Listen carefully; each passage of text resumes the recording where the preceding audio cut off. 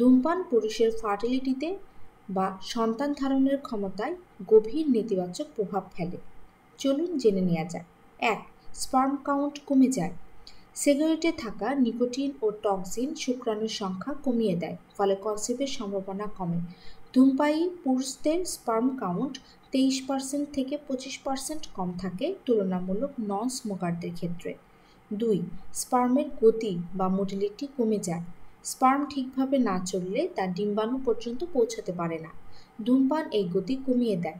স্পার্মের চলাচলের ক্ষমতা 13% থেকে 17% পর্যন্ত কমে যেতে পারে ধূমপানের কারণে। 3. স্পার্মের আকৃতি বিকৃত হয় বা মরফোলজি নষ্ট হয়ে যায়। ধূমপানের কারণে অনেক স্পার্ম বা শুক্রাণু অস্বাভাবিক আকৃতির হয়, যেগুলো ডিম্বাণু ফার্টিলাইজে করতে পারে না।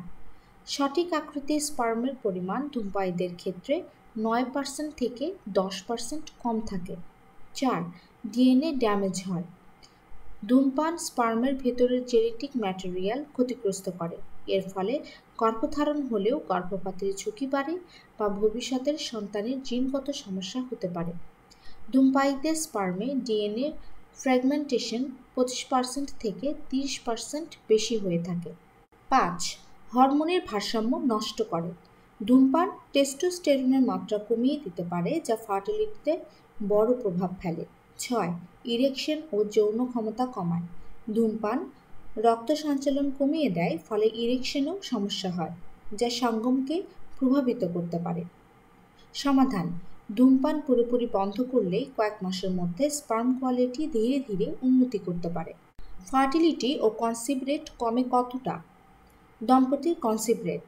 ধূমপায়ী পুরুষদের ক্ষেত্রে সফল গর্ভধারণের সম্ভাবনা গড়ে 20 থেকে 25% কম থাকে। আইভিএফ সফলতার হার।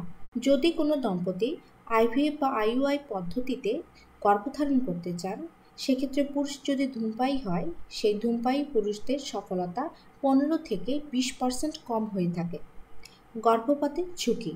ধূমপায়ী পুরুষের স্পার্মে ডিএনএ ক্ষতি থাকায় গর্ভপাতের ঝুঁকি 2 থেকে 3 গুণ বেশি হয়ে থাকে। ধূমপান ছাড়লে কি হয়? ধূমপান বন্ধ করার 3 থেকে 6 মাস পর স্পার্ম কোয়ালিটি উল্লেখযোগ্যভাবে উন্নতি করতে শুরু করে।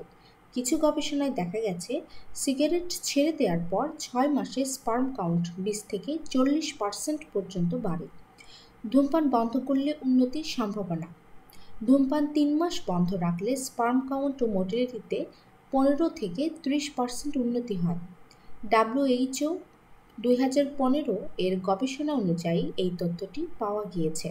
এছাড়াও ধূমপান যদি 6 মাস বন্ধ থাকে, সেক্ষেত্রে স্পার্ম কোয়ালিটি সম্পূর্ণরূপে পুনর্গঠনের সম্ভাবনা 40 থেকে 60%। মায়ো ক্লিনিক 2020-এর তথ্য মতে। এতে বোঝা যায়, সফলভাবে দ্রুত গর্ভধারণের ক্ষেত্রে ধূমপান বর্জনের কোনো বিকল্প নেই।